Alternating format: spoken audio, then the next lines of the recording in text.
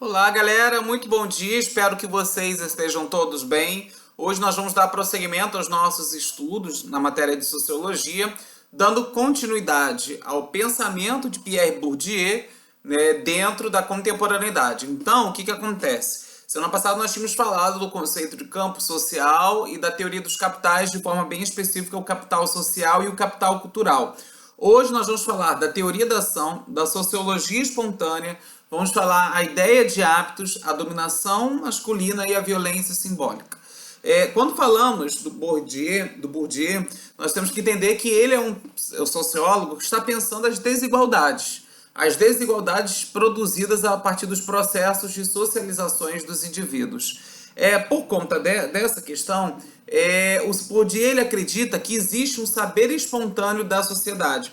E muitas das vezes esse saber espontâneo acaba se tornando apenas um senso comum, não tendo uma comprovação científica e não sendo contextualizado à luz do seu tempo. Por conta disso, nós vamos ter a formação de uma sociologia espontânea, justamente dessa sociologia espontânea onde os agentes sociais possuem uma visão deturpada da sua realidade, do seu mundo social, porque, na verdade, ela acaba naturalizando as ações humanas. E aí, quando se naturaliza as ações humanas, o Bourdieu vai dizer o seguinte, espera aí, realmente existem as ações que são da nossa própria natureza, mas se nós pegamos as nossas ações e apenas fincamos o nosso olhar apenas nesse aspecto, nós não teremos uma compreensão do nosso contexto, da nossa realidade social.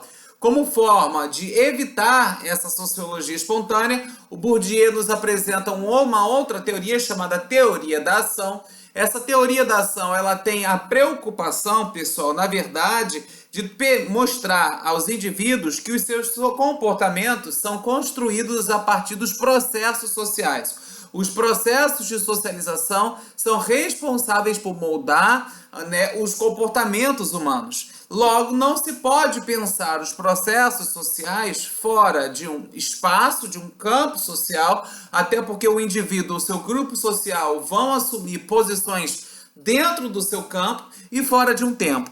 Logo, os processos sociais e os comportamentos sociais são construções históricas, sociais, ou seja, elas estão dentro da sociedade, e temporais.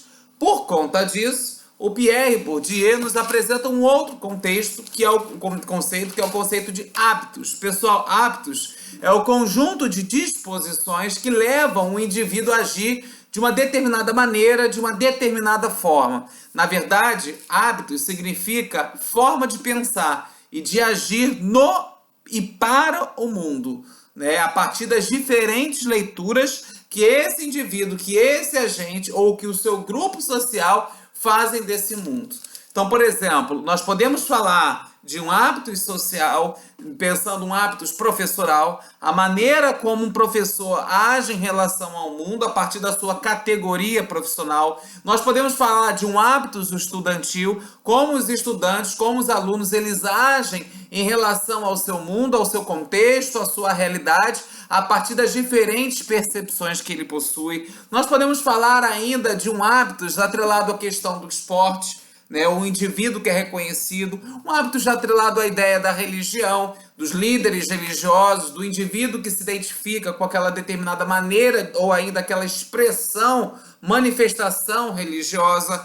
Então, quando falamos de hábitos incorpora todas as formas de pensar e de agir de um indivíduo ou do seu grupo diante das diferentes leituras que ele traz da sua realidade, do seu contexto social, do seu mundo social. Então, quando falamos de um conceito atribuído ao hábitos, o indivíduo ele não tem consciência dos aspectos sociais que estão atrelados às suas práticas.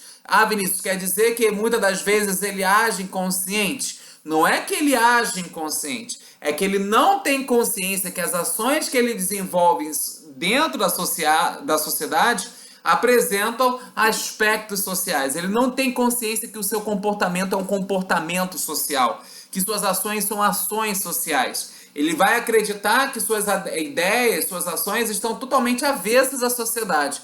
Elas estão o quê? Apenas numa margem. Mas, na verdade, as ações e o comportamento humano, elas fazem do que o Bourdieu coloca parte da ideia de um campo social. E aí me interessa mostrar para vocês que quando falamos dessa ideia de hábitos, de campo, de capital, o Bourdieu ele tem uma obra que foi produzida no ano de 1998 chamada Dominação Masculina. Se lembra que eu falei para vocês que o Bourdieu ele é conhecido como sociólogo das desigualdades. E nessa obra, de forma bem particular, ele quer compreender como as relações de gênero, pensando a perspectiva masculina e feminina, elas são desiguais. São desiguais nas oportunidades, ou seja, falando da questão do trabalho, falando da questão do salário, falando na questão de acessibilidade ao ensino superior, ou não propriamente o ensino superior, o ensino fundamental, o ensino médio. Então pega, por exemplo, aí a mulher que muitas das vezes ganha menos que o homem, tendo uma qualificação igual ou superior que o homem. E aí o Bourdieu ele se atenta que isso é uma forma de dominação que se constitui, se reproduz, produz e reproduz na sociedade como uma violência simbólica. Porque se nós formos parar para analisar no contexto e no conceito de violência, a violência ela vai além do aspecto físico. A violência não é somente você agredir alguém fisicamente. A violência é toda forma de agressão de um indivíduo ou de um grupo social em relação ao outro.